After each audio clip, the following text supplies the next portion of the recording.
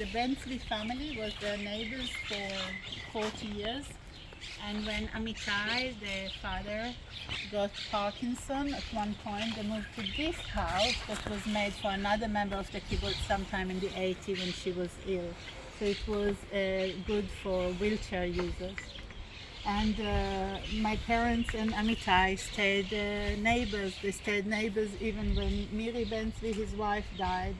And in the last few years, he had a carer named Jimmy. And Jimmy would sit on the balcony here, and we will go there in a minute. I'm going to go in the shade if anybody wants to join me.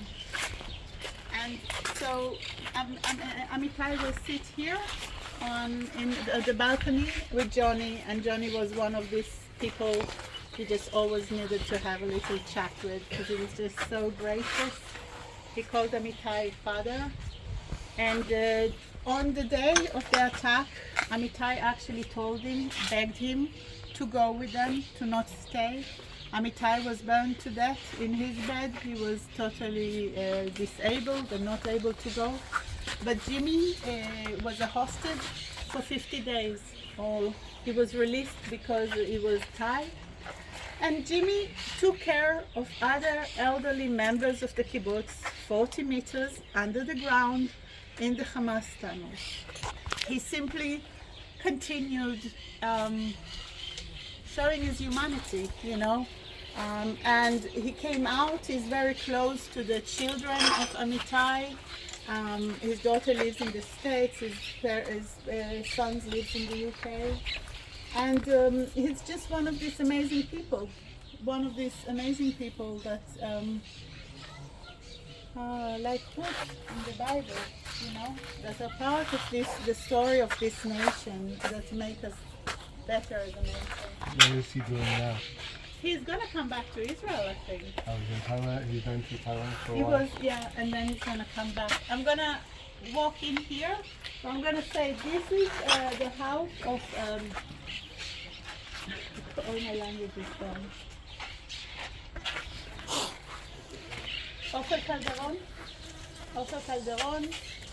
was kidnapped. He still held hostage in Gaza, together with his two children separately. But Erez and Sahar, his two children, was also hostage in Gaza and released after 50 days in the first deal.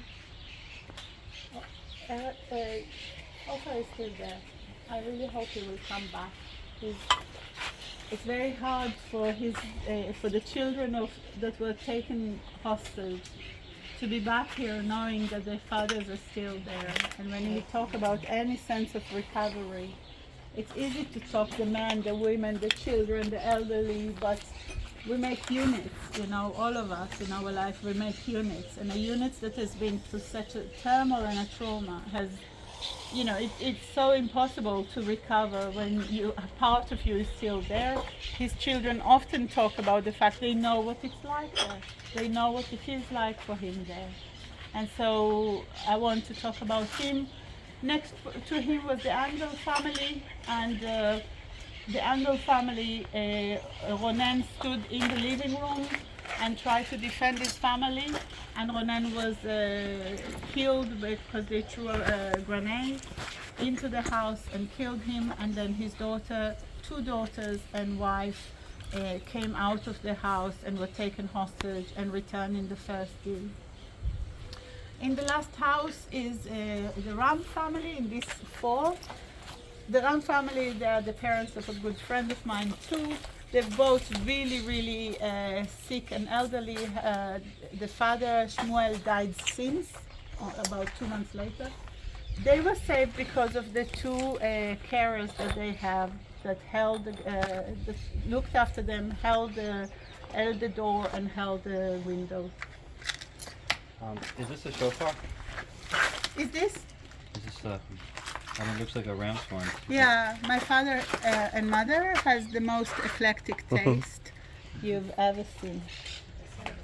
This one says Moshav Sadot. Moshav Sadot was a settlement in Gaza when Israel controlled Gaza. That was returned when Israel made peace with, not in Gaza, in northern Sinai. And my father had very good friends there. He didn't agree